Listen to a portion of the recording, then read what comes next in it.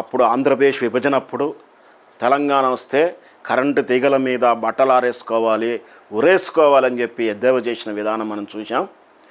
వాళ్ళని తలదన్నట్టు లాగి లంపకాయ కొట్టినట్టు కరెంటు పోవడం అంటే ఏందో తెలవనటువంటి ఊహకు అలాంటి కరెంటు పోకుండా ఆ విధానానికి కరెంటు పాలసీ తీసుకొచ్చిన విధానం మనం చూసాం. అంటే మనకు 2014 ముందు పవర్ కట్ ఎంత ఇబ్బంది పెట్టేదో, సమ్మర్ ఇచ్చిన రైతుకు వ్యవసాయానికి నీళ్లు పెట్టుకోవాలన్నా, కన్స్ట్రక్షన్కి అయినా, కంపెనీలకు కూడా వాటర్ కావాల్సిన కంపెనీలకు కూడా నీళ్ళు లేక అవస్థలు పడిన తీరు. 3 కిలోమీటర్లు 5 కిలోమీటర్లు నడిచి సైకిళ్ళ మీద వెళ్ళి నీళ్లు తెచ్చుకునే విధానం.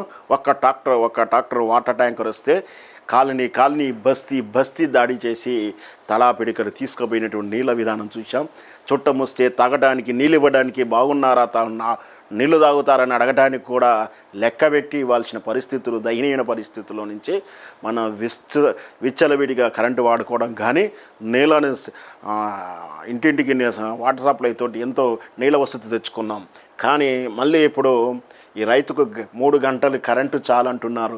2023 వరకు ఉన్నటువంటి నిరంతరమైన కరెంటు విధానంలో ఇప్పుడు 3 గంటలు ఇస్తే చాలన్న వాక్యాలు ఎందుకు వస్తున్నాయో దాని వెనక రహస్యం ఏందో మనం కనిపెట్టాలి.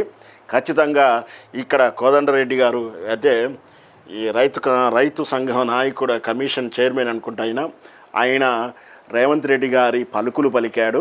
ఆయన సూచనల మేరకే ఆయన విధానాలకే మాట్లాడతారు కానీ వేరే ఏం మాట్లాడరు. అలాంటిది మరి రేవంత్ రెడ్డి వెనక ఎవరున్నారు, ఈ రైతు కరెంటు దోపిడీ వెనక ఎవరున్నారు, రాబోయే మీటర్ల వెనక ఎవరున్నారో కూడా మనకు అన్నీ స్పష్టంగా అర్థమవుతుంది. కరెంటును భ్రష్టు పట్టిస్తానికి, కరెంటు వ్యవస్థను భ్రష్టు పట్టిస్తే, రైతు భ్రష్టు పట్టిస్తే తెలంగాణ మళ్ళీ కరువులోకి నెట్టేయాలి. అది వాళ్ళకు చీకటి ఎజెండానా అనే భయాందోళన ఉన్నాయి మాలాంటి తెలంగాణ ఉద్యమకారులకు. ఇక్కడ చూస్తుంటే అదే కనిపిస్తూ ఉంది.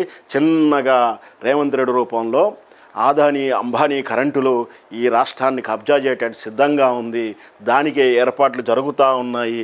అంతా కూడా టోటల్గా వీటి వెనక మొత్తం కూడా చీకటి ఎజెండాలు ఉన్నాయి, రాష్ట్ర ఎజెండాలు ఉన్నాయి.